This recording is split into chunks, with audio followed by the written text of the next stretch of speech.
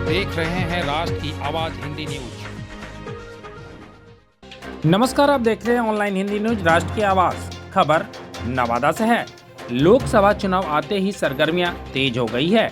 जहां एक तरफ महागठबंधन ने 4 प्रत्याशी की घोषणा कर चुकी है, तो वहीं दूसरी तरफ एनडीए के द्वारा अभी तक प्रत्याशियों की घोषणा नहीं की गई। इसी क्रम में नवादा लोकसभा से राजद के प्रत्याशी श्रवण कुमार को सिंबल मिलते ही कार्यकर्ताओं में भव्य स्वागत किया।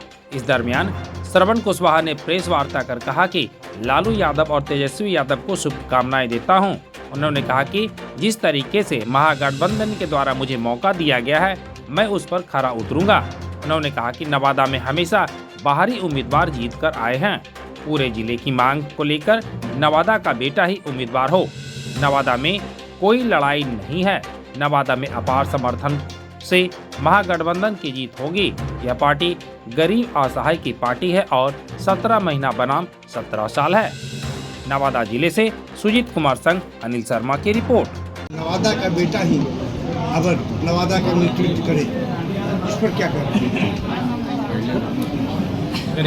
नहीं, सबसे पहले तो आपको बधाई कि नवादा जिला राष्ट्रीय जनता दल की ओर से महागठबंधन की ओर से आपको उम्मीदवार बनाया गया है। आप नवादा के कहा गया था कि घर का बेटा घर का नेता, तो आपको टिकट मिला है। तो आप इस संबंध में क्या आप नवादा की जनता को मैसेज देंगे? किस मुद्दे पे, किस वजह पे आप चुनाव जीत के दिखाएंगे? देखिए, पहले तो यहाँ पर सभी मीडिया बंधु, सबसे पहले आप सबको नमस्कार और प्रणाम करते हैं। यहाँ पर उपस्थित सभी राष्ट्रीय जनता दल के राष्ट्रीय जनता दल के कार्यकर्ता, नेतागण, पदाधिकारीगण एवं आवाम नवादा जिले के वासियों को धन्यवाद देना चाहते हैं। माननीय नेता, गरीबों गुरबा लाचार बेसहारों का नेता, माननीय राष्ट्रीय अध्यक्ष लालू प्रसाद यादव जी को धन्यवाद देना चाहता हूँ। और यहाँ पर बड़े भाई तेज प्रताप जी को भी धन्यवाद देना चाहता हूँ। भाई तेजस्वी यादव जी को धन्यवाद देता हूँ कि आज उन्होंने नवादा की आवाज़ पर, आवाम की आवाज़ पर मुझे कैंडिडेट बनाया गया है। राष्ट्रीय जनता दल का महागठबंधन का उम्मीदवार बनाया गया है। इसलिए हम सभी राष्ट्रीय जनता दल के परिवार से, अपनी ओर से उनको ढेर सारी शुभकामनाएं और बधाई देता हूँ। आप सभी लोग जानते हैं कि यहाँ विकास क्या रहा है नवादा में, वह किसी से छुपा हुआ नहीं। जो भी यहाँ के एमपीज आए हैं और नवादा के लिए क्या किए हैं, किसी से छुपा हुआ नहीं। कितनी बदहाली है हमारे नवादा की। जाम की समस्या है, यहाँ पूरी तरह से जाम की समस्या है। आज पूरे जिले शहर में एक भी शौचालय का व्यवस्था नहीं है। जो गरीब गुरबा लाचार बेसहारा जो गांव गिराव से आते हैं, हॉस्पिटल में आते हैं, इलाज करवाने के लिए आते हैं, कोई पढ़ने के लिए आते हैं, कोई सामान खरीदने के लिए आते हैं, कोई व्यवसाय के लिए आते हैं, एक भी किसी तरह का कहीं कोई व्यवस्था नहीं है। यहाँ तो शिक्षा के लिए ना तो एक केंद्रीय विद्यालय है, ना बीएड कॉलेज है, ना तो किसी तरह का योजना केंद्रीय प्रायोजित योजना एक भी नहीं है। ना ही तो हमारे जिला में एक इंडस्ट्री है। आज वारसलीगंज में चीनी मिल था। दुर्भाग्यपूर्ण आप लोगों के सामने कहना पड़ रहा है कि चूंकि ये सब बड़ी मामला है और केंद्रीय से डील होता है, हमारा चीनी मिल भी वर्षों से बंद है। अगर आज चीनी मिल यहाँ चालू हुआ होता तो हमारे हजारों किसान को, गरीब गुरबों को घर बसता, रोजी रोटी चलता और हमारा भी किसान यहाँ खुशहाल होता, जो आज तक चालू नहीं किया गया, आज तक बंद। आप यहीं 100 गज की दूरी में देखेंगे, पूरा बनाया गया है, एनएच बनाया गया है, रोड बनाई गई है, हाईवे बनाया गया है, कहीं भी पिलर एक नहीं दिया गया। आप यहीं चले जाइए नालंदा, पूरे नालंदा पर पाया पर पिलर पर खड़ा किया गया है पुल को।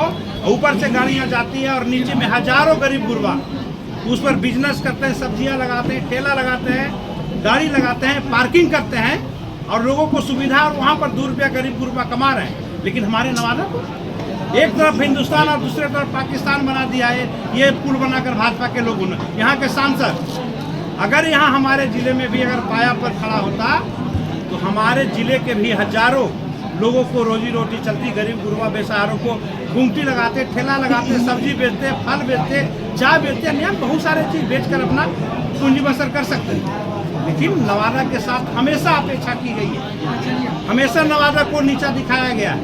आज कोई विकास नहीं नवादा में। अभी अभी हम आ रहे थे तो देखे कि एक मीडिया चल रहा था जिस पर सम्राट जी का बयान आ रहा था।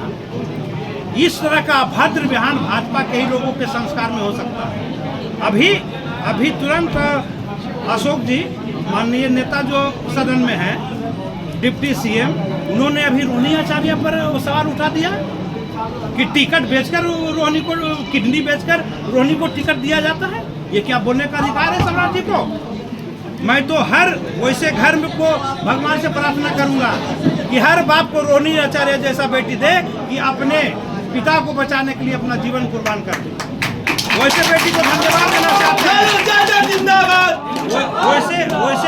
वैसी पुत्री पुत्र को हम धन्यवाद देना चाहेंगे जो परिवार के लिए अपना किडनी निकाल कर अपने पिता को जान बचाने के लिए दे देती है। और उस पर सवाल, तो ये ओछी राजनीति करना सम्राट जी बंद करे, वरना बिहार की जनता ही नहीं देश की जनता माफ नहीं करेगी। सरवन जी, गुजरात को आप कैसे पार करेंगे? आप खुद नवादा के रहने वाले